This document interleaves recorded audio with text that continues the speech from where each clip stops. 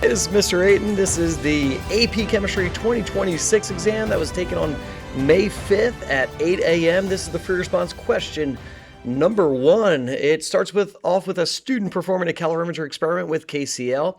And we were taking a look at the complete electron configuration for the potassium ion, not potassium, but potassium ion. That's K+, which means it's going to lose one electron from the 4s1. So you're going to have 1s2, 2s2, 2p6, 3s2, 3p6. Let's go to part A, number 2. It asks which has the larger radius, the K+ ion or the K atom. Both of those atoms, and the atom and the ion, have the same number of protons. So you're going to take a look at where the valence electrons are located. And the K atom has a larger radius because the K atom has valence electrons that are located in a higher principal quantum energy level, the n equals 4, compared to the K+ ion with just n equals 3. Since the valence electrons of the K atom are located further from the nucleus, that results in a larger radius. And then we go on to parts B, C, D, and E, and you can see it is the calorimetry experiment. They gave us the mass of water, the mass of the KCl solid. They dissolved it, and you can see the temperature went down. It went from 24.5 degrees Celsius to 21.1. And so part B said, describe how the student can use the temperature readings during the experiment to determine when the dissolution is complete. Very logical answer here is, as the student monitors the temperature readings, the dissolution will be complete when the final temperature of the solution is at its absolute minimum value and stops changing any lower than it is. And the reaction is complete at this point. And so that is a way the student can monitor the temperature readings.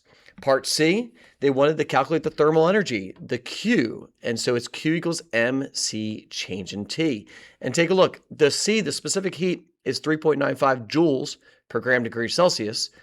And that's the heat capacity of the solution. So we want to use the mass of the solution. You want to use the mass of the water and the KCl put together. You're going to do the change in the temperature, and you get, rounded to 3 significant digits, 1,400 joules or 1.40 kilojoules. Well, let's take a look at number 2. Number 2 says calculate the value of the molar enthalpy of solution in kilojoules per mole, and they gave you the number of moles. So you take the joules, you divide by moles, you get 15,400 joules per mole, which is positive 15.4 kilojoules per mole. You got to put a positive, you got to include a sign with your answer. We know it's endothermic because the temperature is going down. It is an endothermic reaction. Part D was connected to this as well. It said the calorimeter is not perfectly insulated. What does that mean? Is that some of the heat won't escape, some of the heat will actually come in to the container because it's an endothermic reaction. So this actually, if you think about it, that's not going to have the delta T go as low, the lower temperature, and the delta T be as much, because if the calorimeter is not perfectly insulated, then the system's going to absorb heat from the outside environment, and this will cause the change in temperature to not be as great. Usually we deal with an exothermic reaction, which we're losing heat to the surroundings. Here we're actually absorbing more heat from the surroundings, and that makes the calculated heat transfer less. This would cause the magnitude of the delta H to be less as well. So if there's less change in temperature, there's going to be less heat, less delta H. It's a cascading effect. Part E, you can see the student performs a second experiment, but with 6.80 grams of rubidium chloride, RBCl, instead of 6.80 grams of KCl. They told you the molar enthalpy of solution, the delta H, is about the same. And they want to know, is the delta T of the RBCl greater than, less than, or equal to? Well, we got to take a look at the number of moles, because when you have grams, go to moles, divide by molar mass. So we found there was 0.0562 moles of RBCl.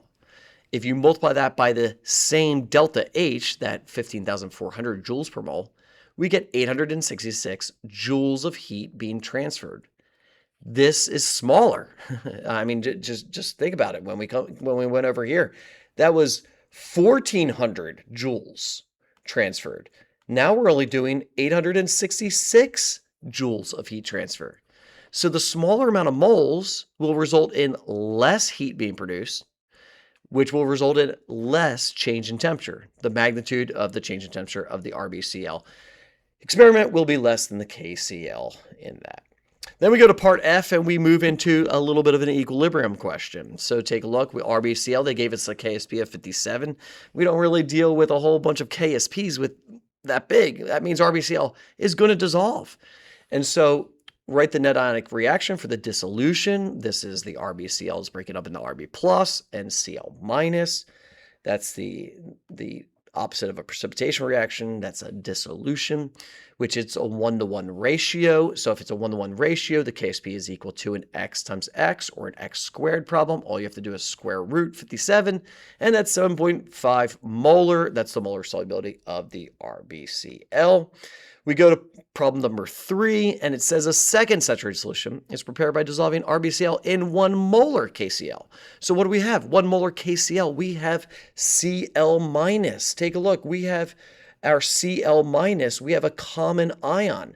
That common ion, adding that Cl minus, will shift the reaction to the left, to the products. The Q is going to be greater than the KSP. You're adding a common ion. It's going to be less. Every time you add a common ion to a KSP problem, the molar solubility goes down, and it decreases the amount of the rubidium chloride that can dissolve. That was the AP Chemistry 2026 free response question number 1. Thanks, guys.